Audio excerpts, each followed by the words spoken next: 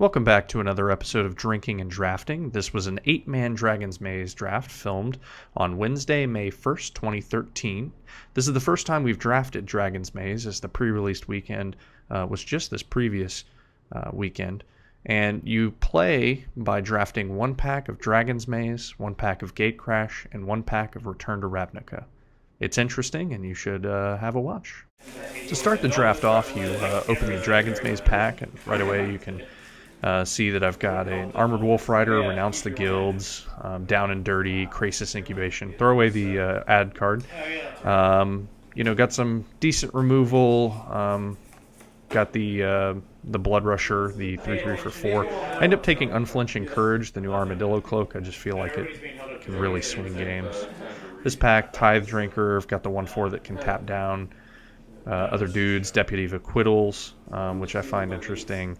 The Notion Thief, I got a Nizzet Guildgate. I end up taking the Tithe Drinker. That keeps me in white somewhat, and it's just such a good 2/1. The lifelink can swing things for sure. This pack, Windrake, I've got the one of the split cards that I end up taking because I think it's a decent combat trick. It gives +1/+1 double strike and must be blocked if able, which can be very interesting. And this, I've got the Sin Collector, which is already in the colors that I've picked so far, and in this I just feel like it's so important because you're usually grabbing removal. He's a 2/1 for 3 if nothing else.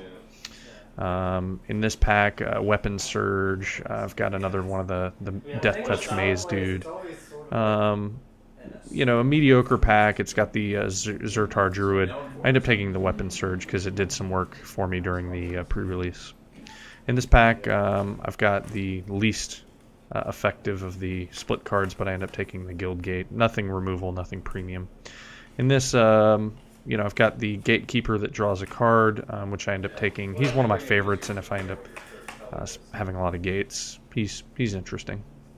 In this, got Far and Away, Armored Wolf Rider. I decided to take that over Far and Away just because he's a big body and he's already in my colors. Same thing with Renounce the Guilds. It's premium removal if you're happening to play against someone that has a lot of multicolored spells. This pack, I just take the Deputy in case I decide to splash blue. It's decent enough it can avoid removal and help something else avoid removal.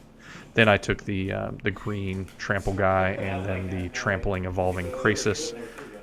This pack is almost unusable. I take the Clue In this pack I take Down and Dirty, which I just don't like very much. It's you can force someone to discard 2 cards or return a card from their graveyard. This pack, the Gatecrash, right out of the bat, Obsidat, I just slam it.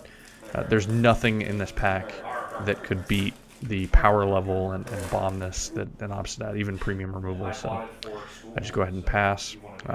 This next pack, pretty interesting. I've got some stuff I would take. Guardian of the Gateless means that I don't have to be heavy white, and he's just can be pretty amazing at blocking, as you can imagine. Assault Griffin to keep me in white here. A couple of black cards, but not good enough to warrant go over an Assault Griffin. I've got an Herbis Protector here, but I've already got some heavy end things in my curve, so I take a Smite because my removal is light. I've drafted Gatecrash enough that I can eye the cards pretty quickly. This Disciple the Old Ways or Basilica Guards are the 2 of the cards that I want in my colors. Take the Basilica. Screechers, my apologies. And then I take the White Denizen, as I've already got some heavy white. Croconura, Pit Fight. Pit Fight's good because even if I'm not playing red, it ends up being a piece of removal for my deck. Smog Elemental, again, I don't want to brush up the high end, so I just take up another Croconura. We still have a pack left. Got Cartel Aristocrat I end up taking. Again, just mediocre picks when you get this late in a pack. Same thing with there, just a bunch of blue that I'm not going to take. Same thing here. I take the Bane Alley Broker just in case I splash blue. Horror of the Dim, it's in my colors, and there's a chance I can play it just to have the big butt. It's not Value Town by any means. Last, get a Discipled Old Ways, which is not bad for a second to last pick, and then a Wildwood Rebirth that I'm not going to play. Last up, Return to Ravnica pack, same thing. You ditch the land and token. And this pack got Cyclonic Rift as the rare. Have Dryad Militant, Ethereal Armor at the front of the pack. Got a Gorehouse Chainwalker, Stonefair Crocodile, the Pegasus, Lobber Crew, Spirius Skywatch, Asar Patrol. Pretty mediocre pack, so I go ahead and take one, the white card. This Aerial Predation, Sluiceway Scorpion, Rakdos Shred Freak, Karazda Monitor, Tristani's Judgment, Dredge Mangler. Dredge Mangler and Tristani's Judgment are between, but I need more removal, so I take the removal. Same thing with this launch party. Great removal. Centaur Healer, Mind Rot, Axebane Guardian, Assassin Strike. Launch party's just right up my alley as far as speed goes. So, Golgari Guildgate, Common Bond, Explosive Impact, Stonefair Crocodile, Pithing Needle. Common Bond isn't technically straight removal, but it's solid, so I'll be more than happy to take it. Trestle Troll in this pack, great defender, helps defend me in the skies as well, so go ahead and take him. It's obvious that I'm green, white, black at this point. Giant Growth is a pick, Knightly Valor, Towering Indrik.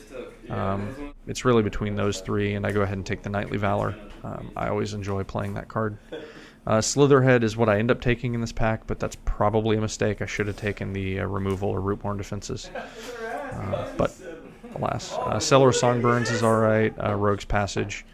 Golgari Longlegs. It's between the Rogue's Passage and Golgari. I just take the Rogue's Passage so I can let my early stuff through, especially my Life Linker late in the game.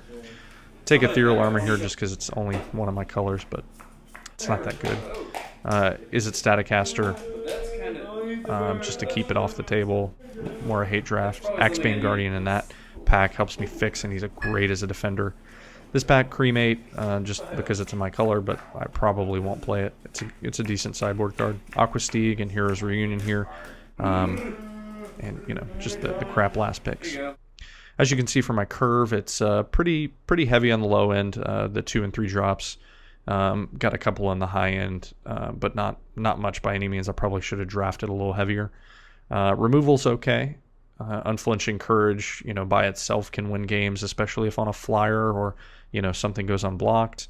And then I've got things like Knightly Valor and, other things to help get me there. That brings us to round one. It's me, William, versus Joe. Joe plays first. He plays an island. I play a Selesnya Guildgate, and we pass back.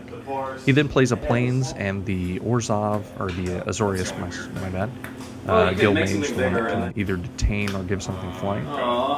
And it's just a 2/2 like the rest of the Guild Mages. I then play a Plains and pass. He plays his third color, which is black, and then he bashes for 2, so score being 18 to 20. I then play a Forest and pay 3 for Croconura, the 1/3 reach Evolve, effectively trumping his attacks, unless he's got some sort of combat trick, that sort of thing.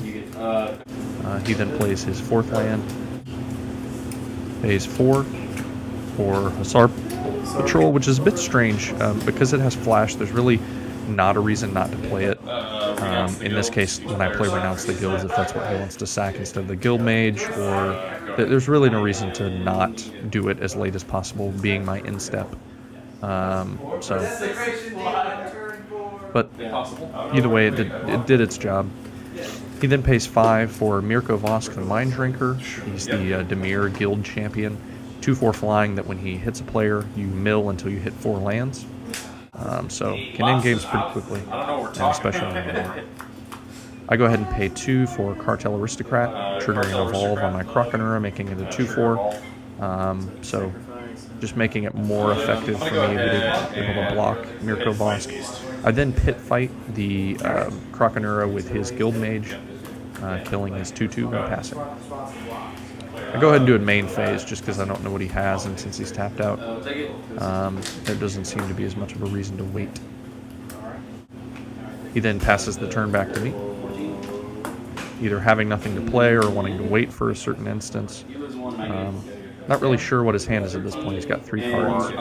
I go ahead and play Unflinching Courage on my Cartel Aristocrat, getting it +2/+2 trampling and lifelink. He goes ahead and gives Mizium Skin to Mirko Vosk, so he can block it effectively. I still get the 4 points of lifelink, but he doesn't take the damage. I then play a Basilica Screecher and pass.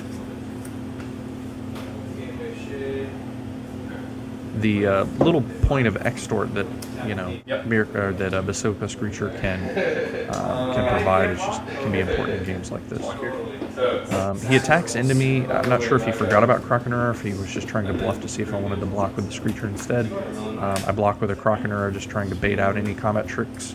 Since I still have a blocker in the air, and he doesn't have it. So I go ahead and play Sin Collector with 1 Extort, 23 to 19. I take his Rootborn defenses and exile it, and swing with the 1/2 Basilica Screecher and the 4/4 Trampling Lifelink. He goes to 14, I go to 27. Got a pretty good board position at this point, but he's in top deck mode, which definitely plays in my favor. In this case, he plays Deputy of Acquittals, where he may return a creature to his hand, but in this case, he doesn't want to. I swing in for 4 again, taking him down to 10 and me up to 31. I then pay 6 for Wolf Rider, with Armored Wolf Rider, that is, with 1 Extort. He goes to 9, I go to 32. And I've got quite the dominant board presence, so he's got to do some interesting work here in order to get out of this, but we'll see. He passes back the turn with 1 card in hand. So I'm not sure if it's a combat trick or whatever, but I do have a dominant board presence, so that helps. He takes 4, goes to 9, and brings me up to 36. He then top decks Slate Street Ruffian and plays it as another chump blocker. I then swing in both of those. He goes down to 1, I go up to 40. At this point, he's 1 Extort, 1 Extort or 1 more attack away from dying. The option, I could have swung in with everything, I just didn't know what he had, so I decided not to. He passes the turn back to me. I go ahead and swing with just him, and he concedes. I think he had a psychic strike in hand. If I was looking at that. It goes on to game 2. He's on the play. He goes ahead and plays a Plains and Pass, and I follow up with the same basic land type. He plays a Swamp and passes. I play a Swamp as well, and I go ahead and slam Cartel Aristocrat. Cartel Aristocrat, because of the ability to give it protection from something, can make for some interesting board states, and that if you need that extra life swings late in the game, as long as you have a lot of creatures, you can sack them to be able to connect with Cartel Aristocrat. So it's a very good creature. In this case, I'm facing down a similar 2/2, just his Guild Mage, which obviously I don't want to do the trade for. He then Pilfered Plans, which mills me for 2, and he draws 2. And looks like he doesn't want to make a similar trade, so he passes back. I play my 4th land, and I'm pointing out that the Lorwyn lands are quite colorful, given the history. I then pass back. I don't have anything to play for 4. He plays Mirko Vosk, and I top deck an Assault Griffin. That allows me to block the Mirko Vosk, but not profitably, since his would live and mine doesn't. I do have a Smite in hand, but I only have 1 white source. So obviously I have to wait until the next turn to even be able to possibly use Smite. I also have a Croconura, but I have no green source, so I'm kind of stuck on mana here. He then plays a Boros Reckoner and puts Gift of Orzhova on it, so at this point he's a 4/4. A 4/4 flying lifelink with a very interesting, ability. You can give it first strike. If it receives damage, he can, blast that damage wherever he wants, that sort of thing. He then pays 5 mana to use the Detain ability on his Guild Mage, so that I can't block in the air. He's then going to swing at me for 6, taking me down to 14. He gains 4, and I mill until I hit 4 lands. Pretty game-changing attack there. It's really hard to come back given my existing board presence. It's not impossible, especially because I have Obsidat in the deck, but I would also need to top deck another white source as well. And I don't top deck a green source, and I just get the I forget his name, but he's the like hammerhead shark dude. He's a 2/1 trampling evolve from Dragon's Maze. Not what I need to see. Joe then pays 7 for an overloaded Cyclonic Rift. Again, he can do an Alpha Strike. It takes me down to 6. He gains 4, and he mills until I hit 4 land. So, 1 land, 2 lands, 3 lands, 4 lands. So, and then I top deck a Tristani's Judgment. Unfortunately, I can kill one of his creatures, but I concede because there's no way I can live through the next turn. I can only kill one of his lethal threats. So. I play first. I play a Plains and pass. He plays a Swamp and pass. I play a Swamp and go into Tithe Drinker, the 2/1 lifelinking Extorter. Joe then plays a Plains and plays the 1/1 lifelinking. At this point, I'm not willing to offer that trade unless I have some sort of combat trick, like Common Bond, but I don't, so I just go ahead and play a Croconura. My Tithe Drinker is far more valuable than his 1/1 lifelinker, considering that Extort can almost entirely win you a game if the game goes long enough, or if you have enough Extorters, and his lifelink just can save you in the future. He then puts Gift of Orzhova on his cat. I block with a Croconura, so he just gains 2, I don't lose any. And he passes back. I play my 4th land, swing in for 2, which swings the life in the opposite direction, 22 to 20. Joe plays an island. He has 4 lands at this point. He plays Pilfered Plans. I mill 2 and he draws 2.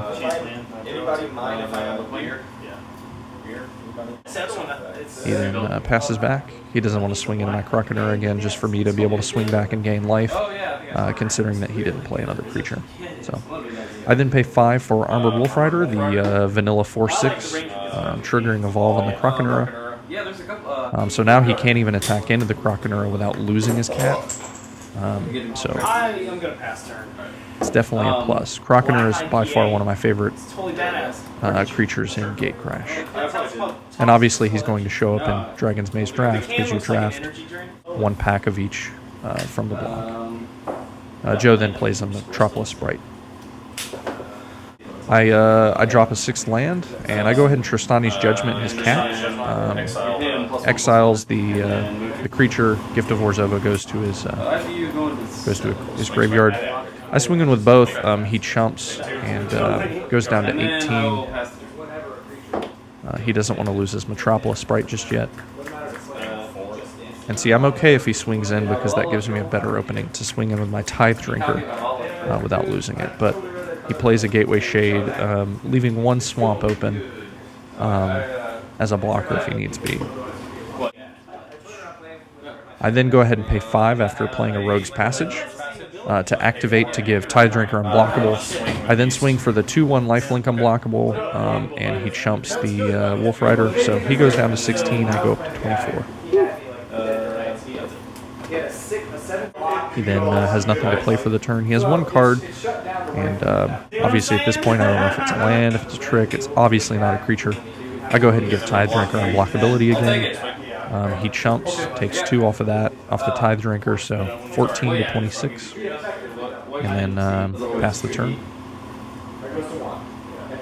He plays 4 for Hussar Patrol and passes. Again, he probably should have waited until I swung, because if I swung with the Tithe Drinker, not knowing if he has a creature, I could have lost the Tithe Drinker and he would have saved his Hussar Patrol for another block later. But he then pays, I pay 4 for the 2/1 Trampling Evolve with 1 Extort, and do the same thing for the Axebane Guardian with 1 Extort, so 12 to 28. Again, he doesn't play a creature, he has 2 cards in hand. I think you need as many creatures as you can get. I go ahead and pay 3 for Disciple of the Old Ways with 1 Extort. Disciple of the Old Ways with 1 Extort. And then I swing with the team. He obviously has overloaded Cyclonic Rift here. Maybe I should have played the Disciple post-combat, but I did get the Extort off of it, so... I was trying to think if Axebane Guardian, if I could float the mana, but because he did it before, before damage, I would have lost the mana between phases, and obviously I have no flash creatures in my hand. So I then spend the extra mana to do Tithe Drinker and Axebane Guardian. That allows me to set up some additional extorting, and Axebane acts as an extra land in this case for next turn. So again, I'm almost at 30 life. Joe's at basically 10, so it's not good for him. I then pay 6 for Armored Wolf Rider with 1 extort, and then Disciple the Old Ways with 1 extort. Obviously, I wanted to play those two. Those offer the biggest threat. I then swing in with the Tithe Drinker, 7 to 33. So it's pretty dire courses as Joe does not play another creature. We'll then go in for the swings, and Joe concedes. He had a Boros Reckoner, but he needed another white source. I'm now 1-0. Next up is my matchup against Michael. I start off with a Selesnya Guildgate and pass. He plays a Swamp and pass. I play a Swamp and Disciple of the Old Ways. I have Obsidat in my hand, so I'm hoping to curve out perfectly into a turn 5 Obsidat. It's looking alright. I play a Plains, bash him for 2. He goes to 18, and then I play a Stonefair Crocodile. He then plays a Fire Fist Striker and passes. I then play my 4th land, bash. I decide not to activate Lifelink as I've got an Assault Griffin to follow up. He takes 2 and goes to 16. He plays a Rakdos Guildgate and passes. I then play my 5th land, bash him for 5. He goes to 11. Play an Armored Wolf Rider and pass. And he goes ahead and concedes. I pretty much have a dominating board position, so he's not drawing into what he needed. So he goes first, plays a Swamp. I play a Plains. He plays a Mountain. I then play a Forest and pass. Now I've got Renounce the Guild, so if his first drop is multicolored, I can get him. Unfortunately, it's an Armored Transport, so I don't get a chance to play it yet. I do not have a Mountain black source, so I play Rogue's Passage and pass. He has 4 lands, goes into Dredge Mangler. He bashes me for 5, or attempts to. I renounce the guilds, killing his 3/3. I take 2, go to 18. I draw into not another land. I've got Common Bond, which is literally the only card I can play in my hand, but no creatures to target with it. He then plays a Gorehouse Chainwalker, which is now a 3/2 that can't block. I finally get my Swamp, but unfortunately I need another land for Armored Wolf Rider. I've got some other cards in my hand like Tristani's Judgment and Pit Fight. He scavenges onto his Armored Transport, taking me down to 8. I finally get the mana to do Tithe Drinker. I go ahead and pass. I have Pit Fight open, so if he does something to kill my Tithe Drinker, which he does away out of far and away, I go ahead and Pit Fight his Gorehouse Chainwalker, but he still has 5 in play. The lifelink took me up to 10, hitting me for 5 now takes me down to 5. I go ahead and concede. Unfortunately, I just can't get what I need to get going. So that takes us into game 3. I play a Swamp. He follows up with the same and passes. I play a Plains and go into Tithe Drinker and pass.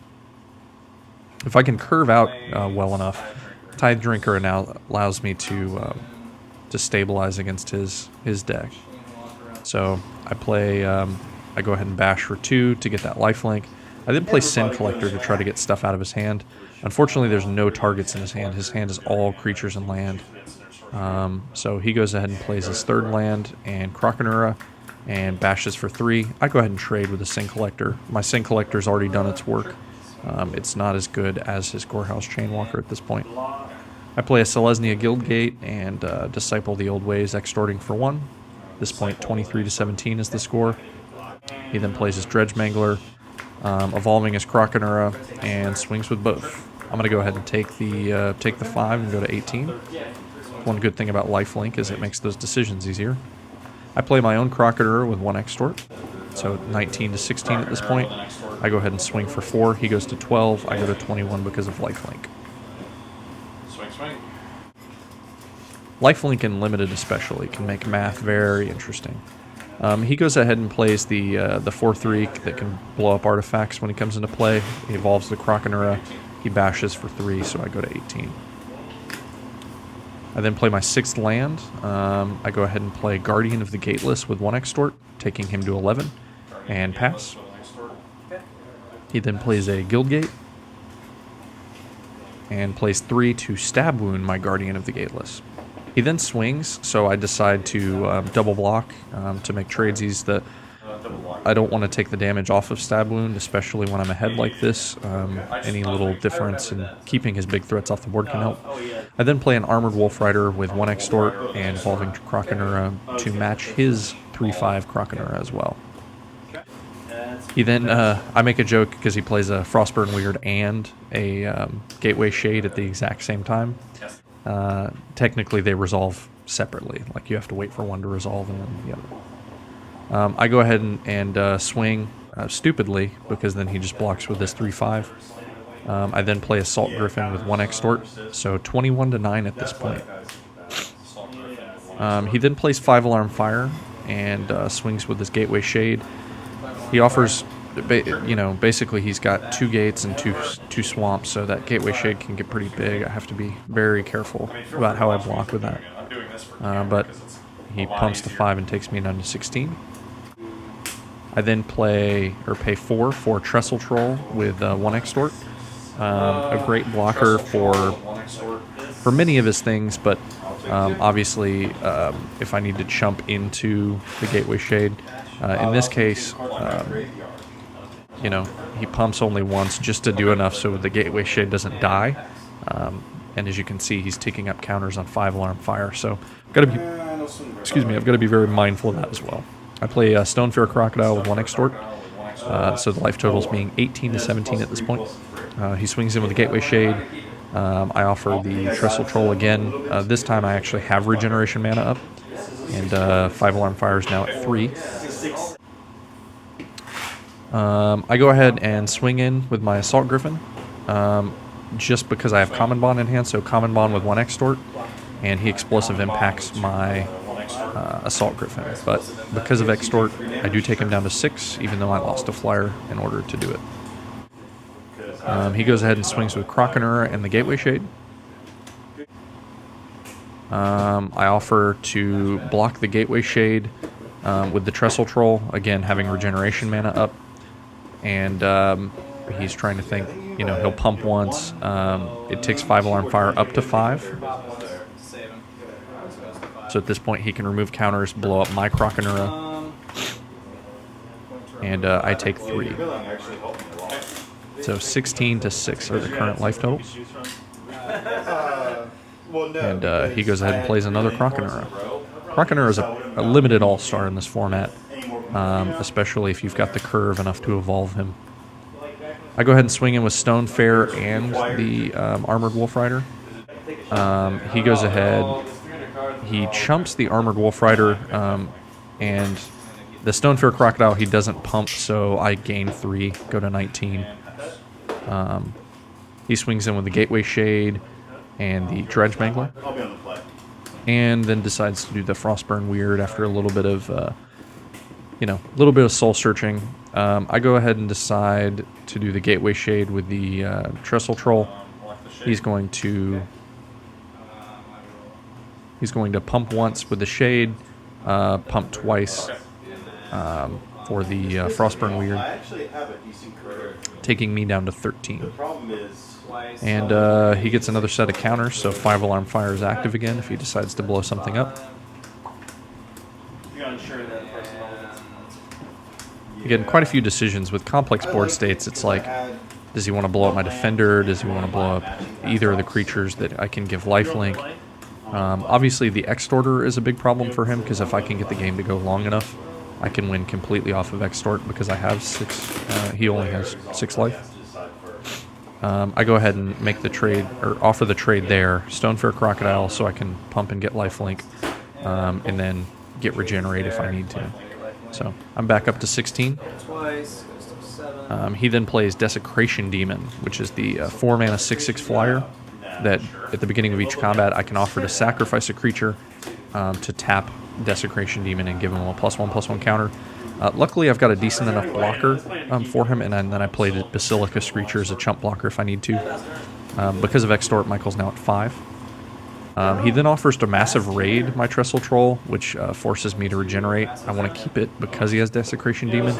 He then swings in with the Shade and the Demon. I just offer to chump the Desecration Demon since I don't want to take 6.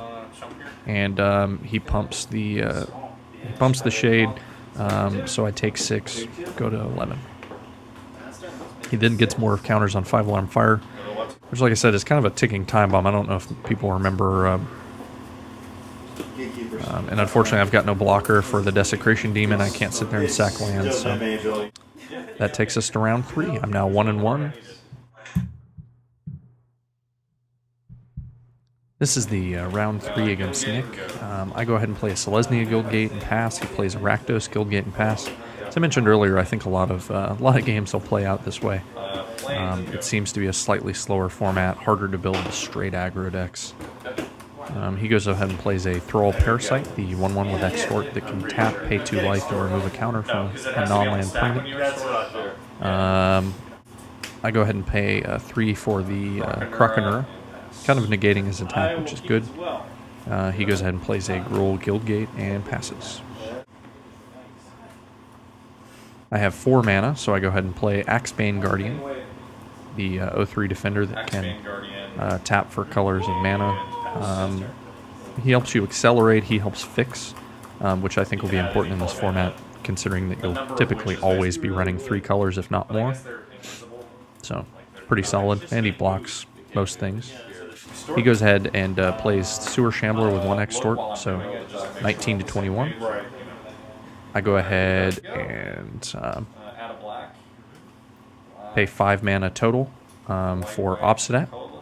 I needed Axebane Guardian for the fixing, so I take Nick down to 19, I go to 21, and I go ahead and exile him. Obviously, Nick is going to sit here and try to race me with a Sewer Shambler, which won't work since I drain life every time he does it. He does extort his Cluestone, though, for an extra point, but again, when the Obsidat comes into play, I go to 20, he goes to 18, and also, because he's tapped out, I can swing in with Obsidat pretty much every turn. And not have to worry, if he's tapped out. Otherwise, I'll have to worry about some kind of trick. Executioner Swing is one example of that. I go ahead and play Ivy Lane, or the Court Street Denizen, and using Axebane's mana, go ahead and play Cartel Aristocrat, Trestle Troll, and Exile Obsidat. So life totals being 23 or 20 to 13 at this point. He hits me for Sewer Shambler. I go to 18. He's at 13. He then plays Underworld Connections on his planes. He goes to tap to activate, so he goes down to 12, so he can draw a card. He then passes turn. Obsidat comes back into play, evolving Krakenura, draining Nick for 2, so we're 20 to 10. I go ahead and draw for the turn. It's an Assault Griffin. I go ahead and swing in with Obsidat, Cartel Aristocrat, the Denizen, and the Krakenura. So Nick goes down to 1, and then concedes because the next time that Obsidat flashes into play, he loses. Game 2, Nick decides to play first. He plays a mountain, I play swamp, and then we both follow up with plains. My first creature is Basilica Screecher. He passes, evidently missing a land drop and not having a 2-drop in his hand. I bash him for 1 and do Cartel Aristocrat with 1 Extort. So now 21 to 18. He then gets his 3rd land, plays an Ember Beast. Not the best blocker in this situation, but it is a creature, technically. I then drop a Forest, put Unflinching Courage with 1 Extort on my Basilica Screecher, bashing. So I'm now at 25, he's at 12. And at this point, he's got an Ember Beast and 3 lands. I go ahead and play Sin Collector with 1 Extort. I get to see his hand. I go ahead and take Street Spasm, which is an excellent card if he gets the mana. And I go ahead and bash for 5 again. He goes to 6, I go to 29. Pass the turn. He gets his 4th land. plays the red gatekeeper, but he doesn't have gates, so he can't steal my creature. Otherwise, he could steal the Basilicus creature and gain back some life. I go ahead and get Disciple of the Old Ways with an extort. We're 30 to 5. I'm going to go ahead and sack to the Cartel Aristocrat and swing for lethal. So that's it. I'm 2-1 for the night and got 3rd place. Thanks for watching.